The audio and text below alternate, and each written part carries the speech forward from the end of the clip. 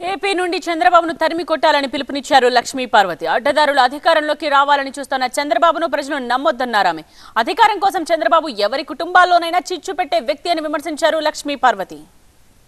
ఎన్టీఆర్నే దించేసిన ఈ గనుడు ఆయనకే వెన్నుపోటు పొడిచి పరలోకాన్ని పంపినటువంటి వాడు ఈరోజు ఆయన ఫోటోను మళ్ళీ వాడుకుంటూ ఆయన పేరు ప్రతిష్టలు భంగం కలిగించే విధంగా పార్టీని దిగజార్చి దాని విలువలు దిగజార్చి ఇతను ఇంత దుర్మార్గుడు, ఇతని లాంటి వెన్నుపోటుదారుడు, ఇతని లాంటి ద్రోహి కుటుంబాల్లో ఏ కుటుంబంలో కూడా ఇతని లాంటి వ్యక్తి ఉండకూడదని అంత స్పష్టంగా చెప్పారు ఎన్టీఆర్ గారు ఆ రోజు. నిజంగా ఎన్టీఆర్ అభిమానులు అయితే మీరు ఈ ద్రోహిని తరిమేసేయండి తెలుగుదేశం పార్టీ నుండి.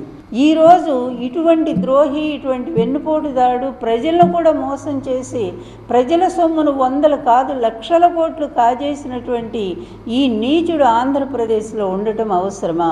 అందువల్ల క్విట్ ఆంధ్రప్రదేశ్, ఇక్కడి నుంచి ఇతని నుంచి ఆంధ్రప్రదేశ్ నుంచి ఈ చంద్రబాబుని తరిమి కొట్టాలి అనేటువంటి పిలుపు నేను ఈరోజు ఇస్తా ఉన్నాను.